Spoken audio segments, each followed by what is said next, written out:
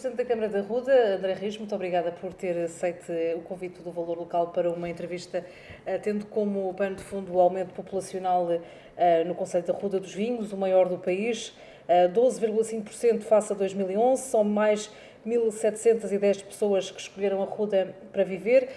Agora a população é de 15.412 habitantes. Quais são os desafios? Bom, antes de mais queria agradecer o convite, que muito me honra para estar aqui convosco e partilhar, no fundo, uma reflexão sobre esse tema de fundo, como disse. Bom, de facto, nós temos a convicção plena que, efetivamente, a Ruda dos Vinhos é um concelho e um território que se tem afirmado pela atratividade em termos residenciais, ou seja, este aumento populacional é muito devido à atratividade do concelho numa perspectiva de captação de novos residentes e não de uma taxa de crescimento natural que tem sido positiva, é certo, mas que não tem sido significativa, ou seja, estamos ali entre o número de óbitos anuais e o número de nascimentos, nós temos um saldo positivo na casa da dezena e, portanto, não é esse crescimento natural que justifica este aumento populacional que nos traz para o primeiro lugar no ranking nacional dos municípios que mais cresceram em termos proporcionais de 2011, que foi o último período censitário, até 2019 ou a junho de 2020, que é o resultado do INE. E, portanto, nessa perspectiva, o que se verifica é que este aumento populacional se deve àquilo que é uma opção das famílias em escolher um território para se estabelecer a sua família, a sua vida e também a educação dos seus filhos. Eu creio que, daquilo que temos acesso aos dados que nos são facultados pelas agências de mediação imobiliária e tudo o que são agentes locais que tratam destas matérias da fixação dos novos residentes e daquilo que são inquéritos que nós também vamos fazendo com os nossos serviços, eu diria que o grande motivo, digamos assim, ou a grande razão que as pessoas apontam, os novos residentes, para decidir comprar uma casa em Arruda e estabelecer a sua família em Arruda, tem que ver sobretudo com a excelência e qualidade de ensino que nós temos conseguido criar no nosso concelho e afirmando também o município no contexto da região e até do país. E, portanto, a educação é, sem dúvida, um dos principais fatores de competitividade do nosso território, isso é notório, e depois há outros também que... Estou a falar do externato, basicamente. Não, seria injusto falar só do externato, obviamente que o externato tem uma cota-parte significativa nesse mérito, obviamente, mas eu acho que era redutor nós falarmos só do externato. Nós temos um conjunto variado de oferta educativa, sobretudo também proporcionado pelo agrupamento e pela escola pública, que é muito significativo e de qualidade, e, portanto, eu estou em crer que isto é mérito de todos os agentes educativos, sem exceção, e todos eles contribuem, também a Escola Profissional Gustavo Eiffel, que dá uma resposta noutro segmento do ensino profissional de muita qualidade, inclusivamente foi classificada no 20º lugar do ranking das escolas profissionais na nossa região, e, portanto, significa também que há um trabalho de qualidade na educação que tem sido proporcionado, e, portanto, depois destas questões, a qualidade puxa qualidade, e, portanto, depois há esta competitividade sadia que é de salutar. Bom, mas o que eu queria dizer, sobretudo, era o seguinte: obviamente que nós temos no nosso documento estratégico previsto este aumento populacional, ou seja, ele está alinhado, esta taxa de crescimento de 12,5% neste período, está alinhada com as projeções que o município tem e que estão vertidas no seu documento estratégico. A Ruda 2025 foi aprovada em 2016 na Assembleia Municipal e na Câmara Municipal, e nós temos claramente uma estratégia de desenvolvimento que assenta nesse crescimento populacional e que ele está balizado até aos 20 mil habitantes. Significa isto que até aos 20 mil habitantes nós achamos que o município da Ruda dos Vinhos é um município que consegue proporcionar, e, portanto, pelos vistos as pessoas têm aderido a essa convicção nossa também, consegue proporcionar uma excelente qualidade de vida aos seus residentes. A partir dos 20 mil habitantes, objetivamente, de acordo com os estudos que fizemos, nós começamos a ter dificuldade em conseguir proporcionar essa qualidade sem perder, de alguma forma, aqui alguma qualidade na resposta pública da oferta que nós proporcionamos. Como é que vai tentar conter, portanto, se verificar aqui um excesso de atratividade, vai tentar conter as áreas de construção, portanto, para que se evite aqui portanto, esse excesso além dos 20 mil habitantes, também que ainda estamos com alguma distância, Sim. Não é? Eu não tenho dúvidas que quer o PROT-OVT, portanto o Plano Regional de Ordenamento do Território, Sim. quer o próprio PDM da Ruda dos Vinhos, o Plano Diretor Municipal, são já instrumentos de gestão territorial que, na sua gênese e na sua essência, diria, que têm em vista precisamente esse controlo de aumento populacional. Ou seja, nós não podemos achar que podemos continuar a ter, nas próximas décadas várias, este tipo de crescimento. Ou seja, a juntar a este crescimento de 12,5% de 2011 até à atualidade, nós temos que juntar um outro crescimento já anterior, também, no último período censitário de 2001 a 2011, que foi de 29%, o que significa que o município está a crescer a uma taxa muito significativa. Na altura não foi o município que mais cresceu, houve municípios, por exemplo, como Mafra, à conta da Ericeira, que cresceram mais do que o município da Ruda. Agora, de facto, afirma-se como o que está no topo daquele que mais cresce a nível do país. Obviamente que isto é um desafio, obviamente que isto tem desafios... É muito assediado pelo setor da construção para que sejam libertadas mais áreas, para que haja mais um terreno ou outro. Essa pressão existe, é natural que exista. Agora, o que nós temos que ser muito firmes é, há instrumentos de gestão territorial, e eu tenho que dizê-lo, o nosso PDM, que está em processo de revisão já há muito tempo, e que é originalmente de 97, a publicação do PDM foi em janeiro de 1997, e que está em vigor.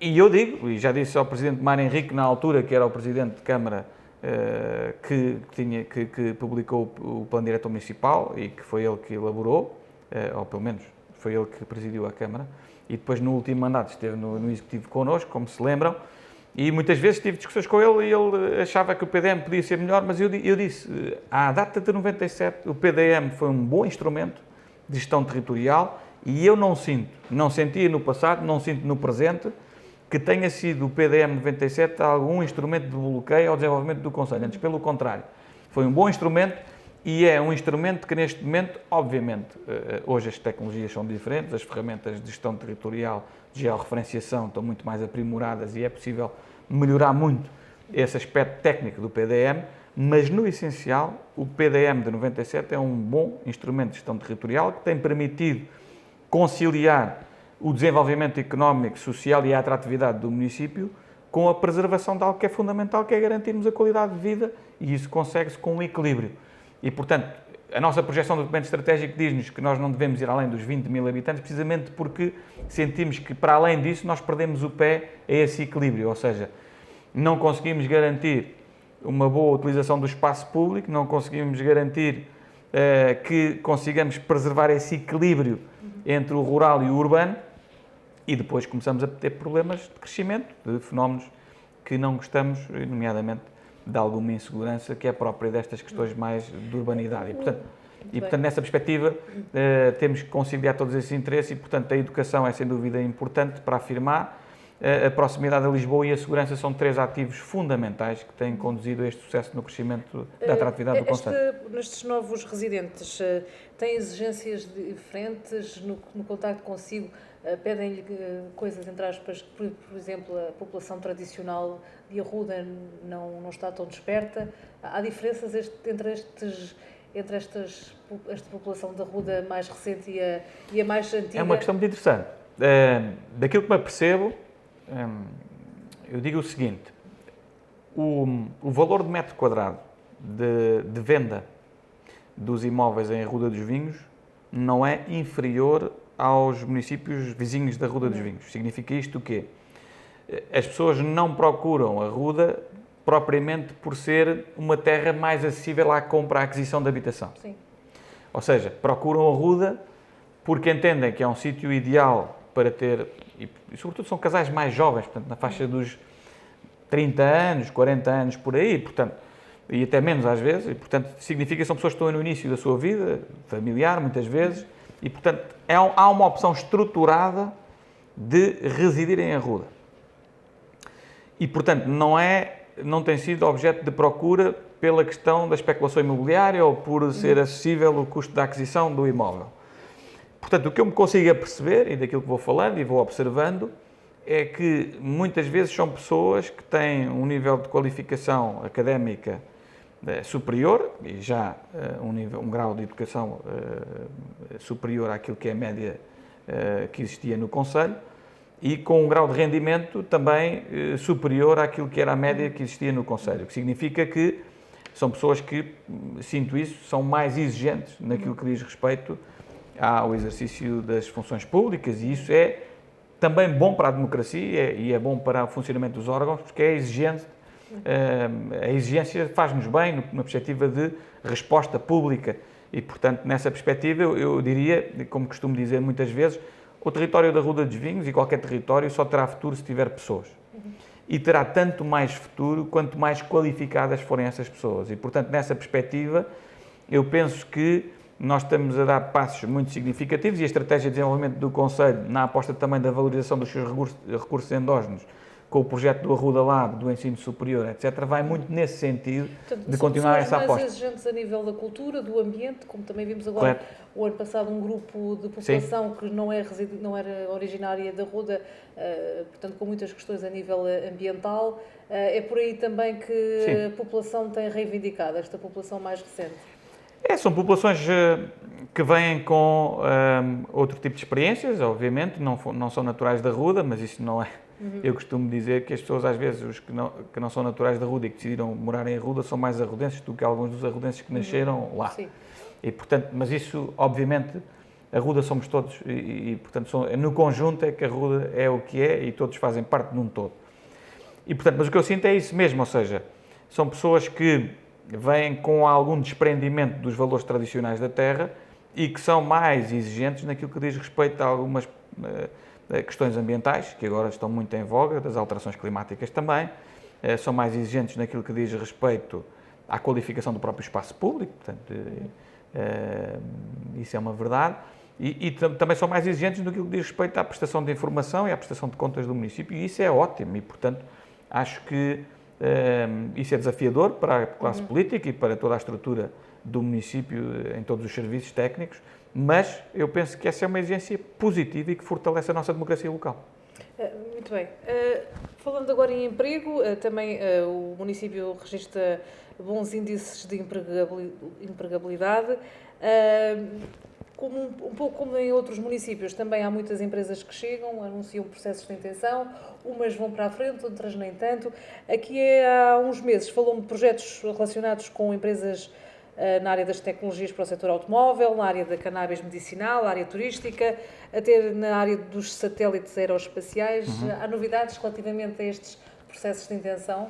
Essa última dos satélites aeroespaciais já foi decidido pela Câmara Municipal a atribuição ou o reconhecimento de um estatuto, não é do PIEMA, mas é de uma isenção em termos de imposto municipal das transações onerosas de imóveis, do IMT, para a aquisição de frações na zona industrial do Casal do Telheiro. Ou seja, a empresa já está com essa opção de investimento, já sinalizou o imóvel que pretende adquirir, já fez uma proposta de intenção à Câmara, foi aprovado e foi deliberada a isenção do IMT nessa transação de aquisição do imóvel para instalar essa empresa que é a Omnidea. Não tenho ainda informação de quando é que está prevista a localização, estava prevista até ao final deste ano, não tenho ainda nenhuma data concreta. Esta isenção justifica-se pelo emprego qualificado que vai trazer? Sim, a empresa vai mudar praticamente toda a sua estrutura de produção para o município.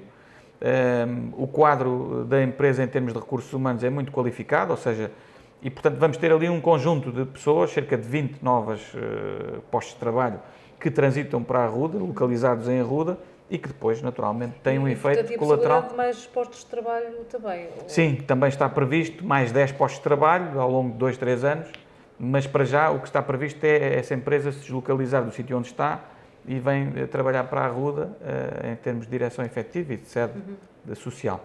E quanto às outras áreas, estamos aqui, por exemplo, muito badalada a área da cannabis. Sim, a cannabis. Temos já algumas sondagens sobre isso. Ainda não há nada de concreto. Mais recentemente há uma empresa que já tem sede em Arruda e que tem um grupo económico grande que tem sede em Arruda e que já faz a produção de cannabis no Alentejo, na Costa Vicentina, na zona da Zambujeira do Mar, e que tem uma instalação que está devoluta e eles já pediram informações técnicas à Câmara para saber se podem adaptar essas instalações que têm no Concelho da Ruda dos Vinhos para fazer a transformação do produto. Não vão fazer a produção, mas vão fazer a transformação do produto para depois ser canalizado para a indústria farmacêutica. Enfim, não tenho neste momento nenhum prazo indicativo, mas temos tido reuniões, ainda esta semana tive uma conversa ao telefone com o diretor comercial da empresa e o processo está a decorrer dentro da normalidade e, portanto, a perspectiva é que essa questão venha a avançar, até porque a instalação já existe, é só uma questão de transformação e de adaptação das instalações. Muito bem, nesta área ainda do setor empresarial, temos a incubadora de empresas. Que balanço é que faz relativamente à área económica, tendo em conta o seu primeiro mandato e agora já vamos no segundo? Eu diria que a incubadora de empresas fez o seu caminho. Nós começámos com um piso da Invest Arruda, aumentámos para 2 pisos. Houve projetos que vingaram, outros que não vingaram. Por exemplo, o caso mais badalado foi o da Balestran Pharma, que não vingou, infelizmente. Mas eu diria que o que temos sentido é que há empresas que conseguiram autonomizar, já temos 2 ou 3 exemplos de empresas que conseguiram ao longo de 2 anos sedimentar e autonomizar-se. Eu estou a falar, por exemplo, de uma empresa na área do turismo, sobretudo o turismo na área dos motociclos e tudo isso, e conseguiu, através da Invest Arruda, depois caminhar e ter o seu próprio destino. Temos uma empresa também na área da cultura, no caso, uma editora de livros que funcionou muito bem ao longo dos 2 anos e que conseguiu autonomizar a sua produção e, neste caso, já está em velocidade de cruzeiro e está a correr muito bem, com uma venda online muito significativa e forte. E depois agora temos outros projetos de incubação que estão em curso, enfim, não é raro, antes pelo contrário, é muito frequente, às vezes quando saio da Câmara mais tarde, e a Invest Arruda é atrás do chafariz e, portanto, tenho capacidade de verificar que muitas vezes vejo os gabinetes ainda com trabalho a decorrer e, portanto, confesso que com esta questão da Covid, nós tivemos a incubadora fechada durante 3 meses, sensivelmente, ainda não voltei a revisitar a incubadora depois da abertura, que foi no passado dia 1 de junho, mas a convicção que tenho é que a Invest Arruda é um projeto de sucesso no município. E obviamente que estas questões do sucesso se medem pelo facto das pessoas estarem ocupadas, terem um sítio para trabalhar, conseguirem autonomizar-se. Nem que fosse para ter viabilizado uma empresa, já teria feito sentido instalar a Invest Arruda. Temos já exemplos, pelo menos, de 4 ou 5 que se conseguiram autonomizar e, portanto, isso é significativo que a aposta foi bem conseguida e não nos arrependemos, antes pelo contrário, temos que continuar este caminho de trilhar este caminho com a incubação. O projeto Arruda Lab, como disse, será um complemento à Invest Arruda, é mais um passo que se dá, vai ser uma área de negócio também mais virado para o setor agroindustrial, que é algo que nós temos que apostar, porque a valorização dos nossos recursos endógenos é por aí que caminha. Para além do projeto Arruda Lab, a própria Quinta da Morzinheira será um polo de investigação ligado ao Arruda Lab e com o alto patrocínio da Escola Superior Agrária e do Instituto Politécnico de Santarém, com quem temos protocolo, quer para os TESPs, que é os cursos técnicos superiores profissionais, quer para a dinamização do Arruda Lab. Portanto, tudo isto, ou seja, esta estratégia de investimento na economia é uma estratégia que continua a fazer todo o sentido e mais do que nunca. Agora, com esta crise de emergente deste lock-off que foi lockdown, que foi a pandemia e tudo isto que aconteceu, nós estamos a trabalhar com o crowdfunding, com a ACIS, que é a Associação Comercial da Ruda dos Vinhos e de Vila Franca de Xira, e com o Vale Encantado Market, no sentido de dinamizar o crowdfunding. Aliás, sexta-feira, dia 15, vamos ter também, dia 17, desculpe, vamos ter também o lançamento da plataforma online do crowdfunding, ou seja, o crowdfunding foi um financiamento para que as pequenas lojas pudessem reabrir e, portanto, já apoiámos mais de 20 empresários. Como é que isso funcionou na prática? Portanto, por candidatura. Houve uma candidatura, há um regulamento que, no fundo, define as condições de candidatura, as pessoas candidatam-se, as candidaturas fecharam até 30 de junho, esta primeira fase de candidaturas até 30 de junho. Há um júri, que é uma entidade gestora, e um júri que é composto pela Câmara Municipal, pela ACIS e pelo Vale Encantado Market, e nós atribuímos valores até 2.000 euros de subsídio a fundo perdido para a retoma da atividade. E quantas lojas? Foram mais de 20 que já foram aprovadas e que já receberam, nesta primeira leva até 30 de junho. Nós agora deliberamos na última reunião desta entidade gestora com o Vale Encantado Market e com a ACIS, no próximo mês de setembro, voltar a abrir um período de candidaturas para que possa haver mais um período de candidaturas do pequeno comércio. O crowdfunding está vocacionado mais para o pequeno negócio e conseguimos, as lojas todas que se candidataram, todas reabriram, desde lojas até esteticistas, cabeleireiros, cafés, bares e restaurantes, enfim. O espectro de apoio é muito alargado a vários setores de atividade comercial com estabelecimentos de porta aberta, isso foi conseguido. E agora, o que é que estamos a fazer? O crowdfunding tem uma plataforma online para que as empresas que foram apoiadas e os outros que não tendo sido apoiados queiram também apostar no comércio digital sem custos. Portanto, a plataforma será disponibilizada pelo município sem custos para os utilizadores que possam fazer loja virtual e, portanto, possam colocar os seus produtos e fazer as transações diretamente com os consumidores a partir da plataforma. No caso da pandemia, quais foram os principais impactos que teve a nível do Conselho, das famílias, das empresas, como estávamos a falar? Houve um impacto no desemprego, nós já sentimos isso, apesar dos nossos números antes da pandemia serem números de pleno emprego, ou seja, de acordo com os parâmetros da OCDE, nós tínhamos uma situação técnica de abaixo de 3% de desemprego em relação à população ativa, o que significa que, tecnicamente, estávamos em situação de pleno emprego, embora eu diga sempre que basta haver um desempregado para nós termos um problema que temos todos que tentar resolver, mas, efetivamente, aquilo que sentimos já é que neste período, desde abril, maio e junho, não tenho ainda os dados deste mês de julho, mas nós sentimos que houve já um aumento de cerca de 90 desempregados. O que para o Conselho da Ruda dos Vinhos, que tinha cerca de 280 desempregados, é um aumento já com algum peso, não é? E, portanto, nós temos que trabalhar muito esta temática do desemprego, por isso o nosso Gabinete de Inserção Profissional, fizemos já um protocolo com o IFP, que funcionava só o nosso Gabinete de Inserção Profissional em part-time, e nós agora temos o Gabinete a funcionar em full-time, no sentido de também procurar ajudar as pessoas que, entretanto, ficaram desempregadas para melhorar os seus currículos, para terem formas de procura ativa de emprego mais eficazes, de acordo com também aquilo que os parâmetros do mercado e da procura que existem neste momento. A digitalização é uma coisa que terá que ser, a competência digital é uma coisa que terá que ser enraizada na nossa sociedade e, sobretudo, nos nossos desempregados.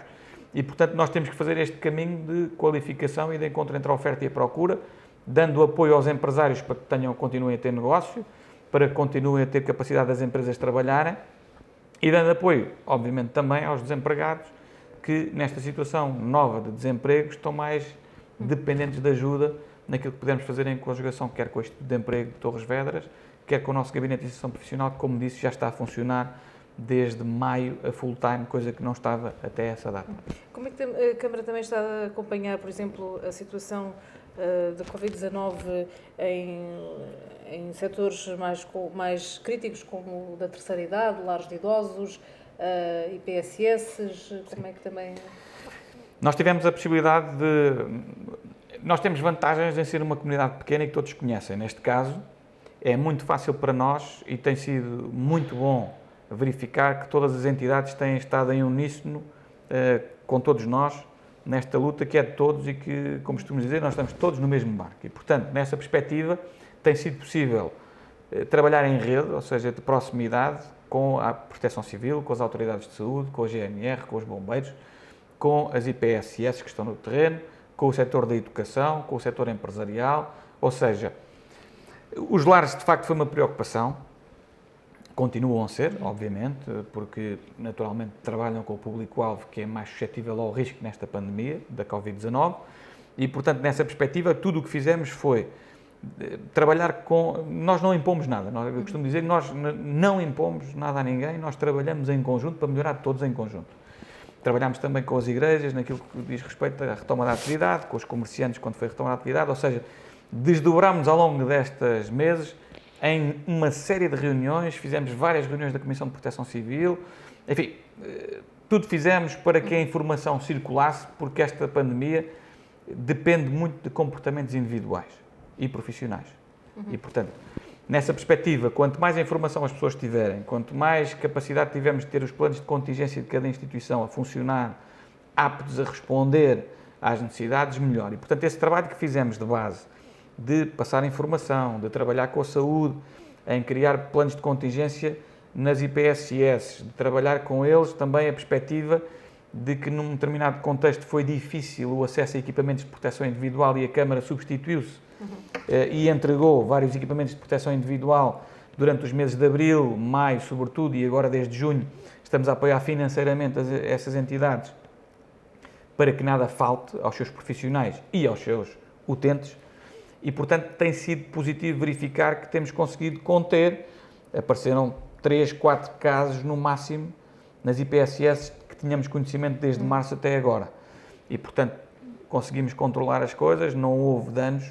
O único óbito que existe no Concelho da Ruda, registado de Covid-19, não teve que ver com nenhum internamento em nenhuma IPSS, teve que ver com uma infecção que decorreu em contexto hospitalar, de uma pessoa que já tinha muitas comorbilidades e, portanto, muitas habilidades do ponto de vista físico e de saúde, e, portanto, foi um desfecho, infelizmente, que aconteceu, mas que não é associado a nenhum destes fenómenos. E, portanto, nós temos que continuar este trabalho a par e passo de acompanhamento e de proximidade com a nossa população, com as nossas entidades, com os nossos movimentos empresariais, com tudo isso. Ainda esta semana, para além de estarmos já no terreno, com cada uma das escolas, com a nossa Proteção Civil, com a entidade de saúde, com tudo isso, em cada uma das escolas a definir, com as associações de pais também, os circuitos para a retoma em setembro da atividade presencial nas escolas, que é um motivo de grande preocupação para todos. Estamos já a trabalhar nisso, no terreno.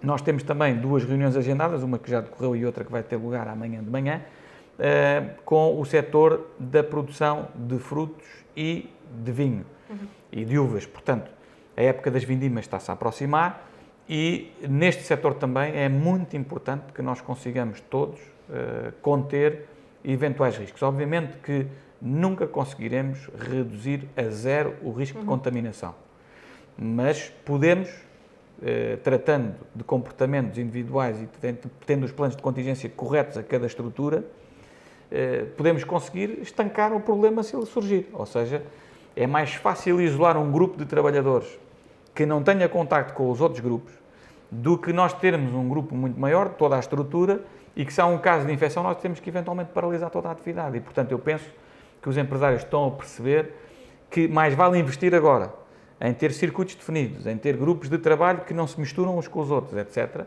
em conseguir estas cadeias e standardizar, criar estanquicidade na produção, porque se surgir um caso, nós conseguimos isolar sem paralisar totalmente a atividade. E, portanto, nós estamos a trabalhar no terreno todos os dias, como disse, para que estas situações se possam minimizar. Como disse, risco zero não haverá. Como é que também tem sido este desafio da Covid-19 junto da população mais envelhecida que reside fora da Vila da Ruda dos Vinhos? Calculo que não tenha sido fácil também. As pessoas ao início foi mais difícil passar a mensagem.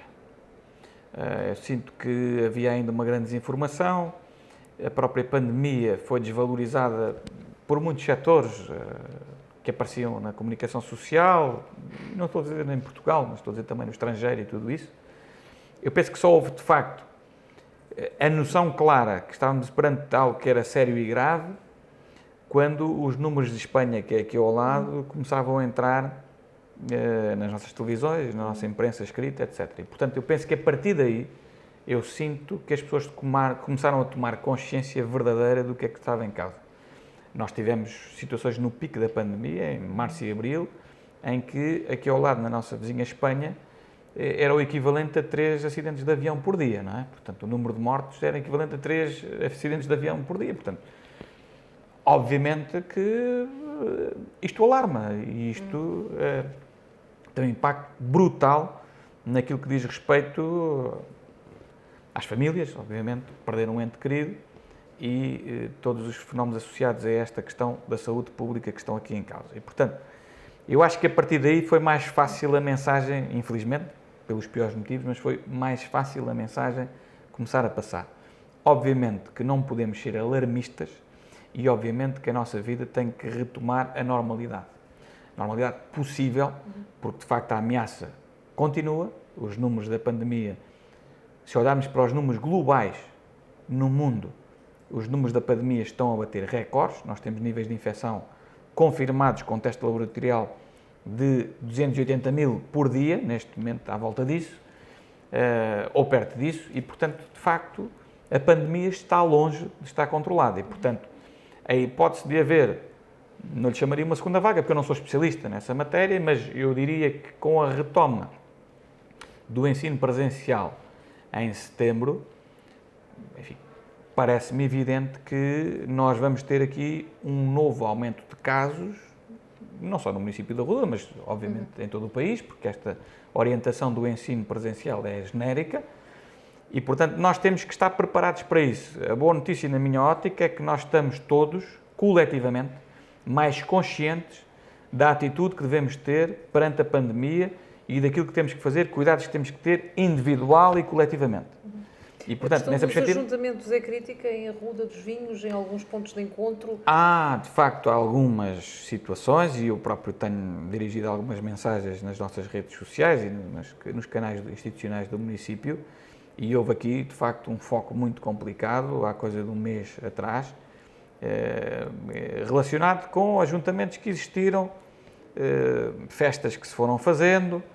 Temos algumas comunidades que parece que ainda não perceberam. Festas privadas, basicamente? Festas privadas, pessoas que se organizam. Eu percebo que as pessoas queiram voltar a reencontrar-se, queiram voltar à sua vida, queiram voltar a viver. Isso é normal e até é salutar que aconteça. Ou seja, nós estamos num mundo em que nós precisamos todos uns dos outros e a nossa amizade é algo sagrado para nós, quer dizer, manter essas relações. Agora, com o nível de informação que temos, não é admissível que nesses encontros eu mantenha distanciamentos de muita proximidade, que partilhe garrafas, as mesmos copos, o mesmo tabaco. Isso não é admissível, porque isso é facilitar a vida ao vírus. A GNR tem intervido? É chamada com frequência? Nós temos, de facto, um grupo que criámos no WhatsApp, que tem, enfim, para agilizar a informação, todas essas entidades, quer os bombeiros, quer a Proteção Civil, quer a GNR, quer o setor social, quer todos os serviços do município representados pelas chefias e tudo isso, e há uma grande capacidade de partilha de informação e de reação rápida à partilha de informação e atuação.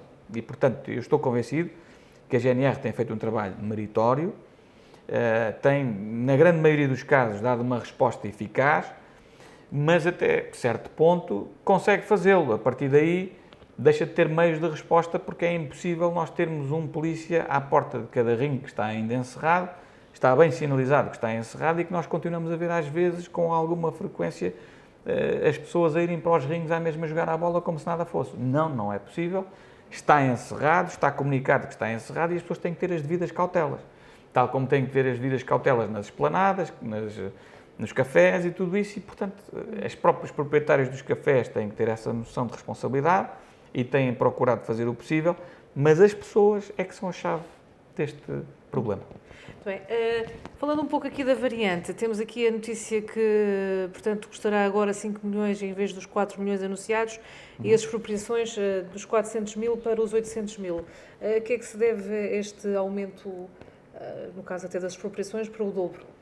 As expropriações, só retificar aqui uma coisa, que é o acordo inicial que nós tínhamos no município com a IP, Infraestruturas de Portugal, é que o município vinculou-se a ter um encargo até 400 mil euros e esse encargo até 400 mil euros era para pagar o projeto de execução, que tem um custo de cerca de 150 mil euros, e os outros 300 mil, praticamente, ou 250 mil, bem entendido, que sobravam, depois de pagar o projeto de execução, seriam utilizados para as expropriações. O resto que fosse necessário pagar de expropriações era a Infraestruturas de Portugal que assumiria, ou seja, não era, desde o início, líquido que as expropriações fossem só 400 mil euros. 400 mil euros era o encargo que a Câmara, como participava no projeto de execução e até ao montante de expropriações. O que fosse necessário pôr a mais para as expropriações seria a IP a fazê-lo. O que é que aconteceu, entretanto, e consigo explicar isso, espero, de uma forma rápida, sintética e objetiva. Nós fizemos os ensaios geotécnicos, só foi possível, um dos proprietários só deu autorização já no mês de março, portanto, já depois de nós termos assinado o acordo com a IP, e foi possível verificar que é necessário fazer mais movimentações de terra do que aquilo que estava previsto no projeto anterior, portanto, o anteprojeto que serviu de base para a elaboração desse acordo com a IP de meados do ano passado, 2019. E, portanto, nessa perspectiva, os custos de mobilização de terra vão encarecer o projeto e depois também houve uma questão que a APA e a CCDR levantaram, que foi nós termos que aumentar, portanto, a zona do viaduto por causa da questão da lei de cheia dos últimos 100 anos e, portanto, foi mesmo uma imposição da APA e da CCDR. Poderia ter sido ultrapassado com uma declaração de utilidade pública por parte da tutela, mas achámos bem não o fazer porque concordamos que, efetivamente, estas entidades têm que se pronunciar sobre essa matéria e nós devemos acatar as orientações da APA e da CCDR sobre essa matéria. E, portanto, falámos com a IP e dissemos vai haver aqui um custo adicional porque vamos aumentar a zona do viaduto, que é uma obra de arte que tem peso, representa 50% mais ou menos no custo total da obra e, nesta perspectiva, aquilo que consultámos a IP foi como é que vamos fazer esta distribuição de custos. Aquilo que chegámos a acordo, e já foi aprovado este aditamento a este acordo com a IP, há 2 semanas, creio, na reunião de Câmara, é que a IP passa de financiar 3 milhões de euros, que era o que estava previsto no acordo inicial, para 5 milhões, e a Câmara, em vez de pagar o projeto de execução, ou seja, deixa de pagar o projeto de execução e paga 100% das expropriações, ou seja, deixa de ter o custo dos 150 mil euros, sensivelmente, do projeto e passa a ter um custo adicional com as expropriações que estão, neste momento, orçamentadas em cerca de 800 mil euros. Ou seja, passa de 400 mil euros o custo que a Câmara se previa, no fundo, suportar para 800. Agora só financia as expropriações. Exatamente. Mas, na prática, isto com toda a transparência, o que nós prevemos é que, em vez dos 400 mil euros, a Câmara vai pagar 800 mil euros. Porque é o custo estimado com o total das expropriações. E a IP, em vez de pagar os 3 milhões que estava previsto, vai pagar 5 milhões e assim... Vamos esperar que depois das expropriações a IP não demore muito tempo a avançar com a obra, não é? Essa é a nossa grande expectativa, porque ou seja... temos conhecimento que a IP, um pouco por toda a região, assina contratos e depois não os cumpre. Verdade. Bom, é assim, eu não tenho, neste momento, nenhuma informação que me permita estar pessimista quanto ao andamento da empreitada, aliás, antes pelo contrário, quer as conversas que tenho mantido com o Sr. Secretário de Estado e com o Sr. Ministro Pedro Nuno Santos vão no sentido de que esta obra é uma obra prioritária, aliás, assim é que está inscrita no Programa Nacional de Investimentos 2030, que foi aprovado na Assembleia da República no final da legislatura anterior, e, portanto, eu estou convencido que esta intervenção, sendo também daquelas que no PNI 2030, neste capítulo, está mais adiantada em termos de projeto e de expropriações. Aliás, nós já temos cerca de 50% das parcelas contratualizadas. Já chegaram a acordo com todos os proprietários? Nem vamos conseguir chegar. Vai avançar o processo de para uma declaração de utilidade pública pela tutela e depois um processo de expropriação em tribunal. Mas isso não significa que a obra não tenha condições de avançar. Ou seja, nós avançando com a declaração de utilidade pública e com, no fundo, o depósito em caução pelo valor que está no relatório do perito avaliador, nós temos a posse administrativa e podemos entregar à IP para executar a obra, ok? Portanto, esse processo, nós estamos com o nosso gabinete de advogados a trabalhar nele, eu creio que mais um mês nós podemos dar a entrada da DUP e depois, até final do ano, ter essa questão resolvida, é a nossa expectativa firme. Da IP não tenho nenhuma informação contraditória em relação àquilo que tenho do Governo, de que não seja prioritária esta obra para a IP e para o Governo. E, portanto, estamos a trabalhar em cima desta obra, que, como digo sempre, é uma obra absolutamente estratégica e estruturante para o desenvolvimento local do Concelho da Ruda dos Vinhos. Bem, gostaria de saber aqui também um ponto de situação só de mais 2 projetos, nomeadamente o projeto Tua Casa, que arrancou agora recentemente. Fala um bocadinho então dos objetivos do Tua Casa. Arrancou, estava previsto arrancar, creio que a 14 de março, não foi possível por causa das questões da pandemia e do encerramento dos serviços que tivemos que decretar ainda antes do estado de emergência ser declarado em Portugal, e portanto voltou a fazer parte da agenda política, nós colocámos na agenda, voltámos a fazer a divulgação, já tivemos um circuito inaugural no dia 7 de julho, dando a conhecer o Tua Casa também com a presença de autarcas, e na segunda-feira seguinte. Portanto, este é um circuito de autocarro que passa pelas localidades mais distantes. Portanto, que é uma mais-valia se calhar para a população mais idosa, que não tem meios de, possivelmente de... Pronto, o circuito, o Tua Casa é um transporte gratuito, convém dizer isto, ou seja, as pessoas não pagam para utilizar este transporte, Ele funciona de segunda a sábado, com 3 circuitos alternativos, passa por praticamente todas as localidades do concelho, os horários estão disponíveis e, portanto, o objetivo fundamental da Tua Casa é esse mesmo, ou seja, é melhorar a coesão territorial e a mobilidade dos arrodenses, sobretudo aqueles que não têm capacidade económica para ter um carro próprio, que não têm apoio familiar, sobretudo a população mais idosa, não tem apoio familiar, não tem carta de condução e não tem condições para poder também pagar um táxi. E, portanto, o objetivo do Tua Casa é esse mesmo. Este investimento é de quanto? Nós utilizamos, basicamente este investimento não foi significativo, porquê? Nós recuperámos um autocarro que tínhamos, que tinha sido desativado do transporte escolar, tivemos um custo que não chegou a 10.000 euros na reconversão toda do autocarro, na melhoria, porque já era um autocarro que já estava parado há cerca de 2 anos e, portanto, teve que ter uma revisão, teve que ter uma pintura nova, teve que ter alguns equipamentos novos e tudo isso. E depois temos uma alocação dos recursos que é um funcionário que já existia, que deixou de estar num serviço que desempenhava, para passar a estar neste serviço e, portanto, basicamente foram fundos próprios na casa dos 10.000 euros de investimento e que agora esse são circuito rentabilizados. é todos os dias, não sei se percebi bem. É de segunda a sábado, Okay. exceção feita ao domingo, portanto não funciona ao domingo, é de segunda a sábado e tem 3 horários, ou seja, um de manhã, portanto faz o circuito para a Arruda, vem ter sempre ao terminal rodoviário, parte e termina sempre no terminal rodoviário, faz o circuito e regressa, depois faz uma nova deslocação e regresso e faz ainda uma última volta. Portanto, as pessoas desde as 9 da manhã até às 4 da tarde, sensivelmente, têm sempre uma resposta de ida e volta. Está a ser concorrido até a data. Eu só tenho os dados da primeira semana, porque estamos ainda na segunda semana.